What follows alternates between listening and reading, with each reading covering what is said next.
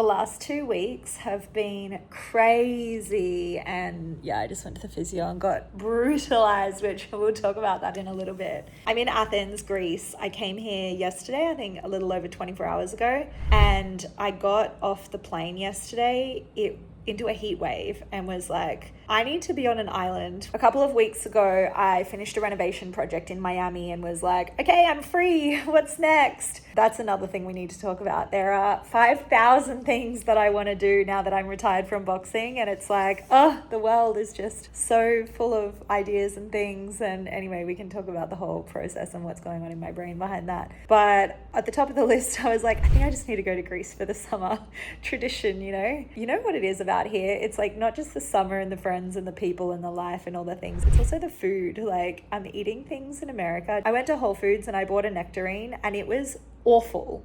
And I was like smelling all of them. It was the best smelling one that I could find that I was like, this has got to be promising. And I took a bite into it and I was like, oh, the disappointment. This would not happen in Greece. I need to book a flight. Anyway, the long way of saying I put my house out to rent and didn't expect someone to jump on it so fast, but some friends are renting my house until the end of September, potentially even into October, which is like the perfect arrangement. The next crazy thing that happened is that, so talking about things I want to do in life, when I retired from boxing, I was like, I really want to do this running race that has been on my bucket list forever. A friend of mine did it a few years ago. She said it was one of the most incredible experiences of her life. You're running with like lions and giraffes and rhinoceros and like this kind of vibes. The thing is that you have to raise a lot of money to be able to enter, partly for a donation, partly for like the accommodation, the expenses of, you know, travel and getting there and the equipment, like all the things. As soon as I retired from boxing back in like April or May or whenever it was, I turned to my roommate and was like, yo, do you want to do this race with me? And because she is crazy like me, she was like, okay, let's do it.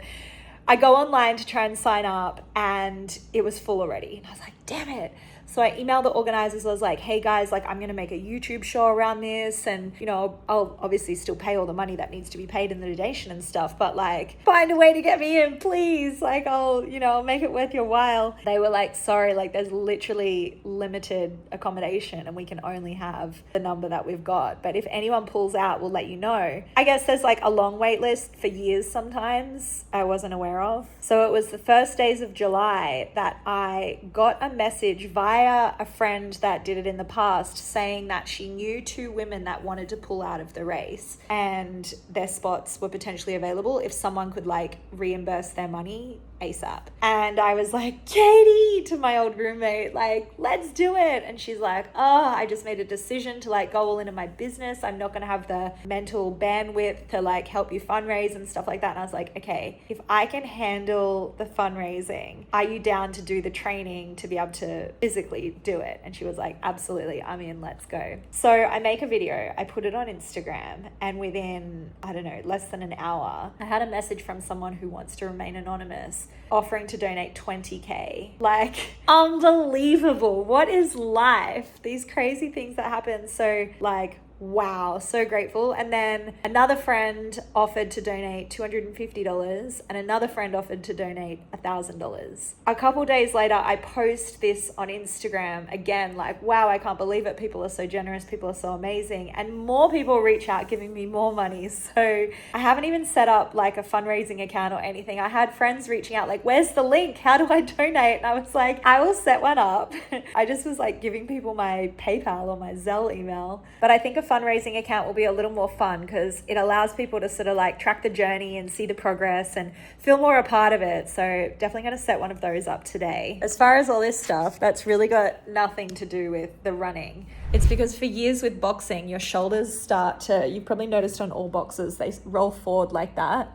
And I want my shoulder to sit back like a normal posture because fun fact, I sleep like that every night so that my shoulder sits in the right position, because if I sleep with my arms down by my side, my fingers go numb. So it's, something I've been wanting to fix for a good 10 years now. And now that I'm retired, I figure it's the time. So yeah, I have a lot of tightness and restriction through here. So my physio here in Athens was just, trying to loosen me up a little bit. It's so funny the difference between America and Greece. I'm at a coffee shop. Just ordered a coffee after going to the supermarket.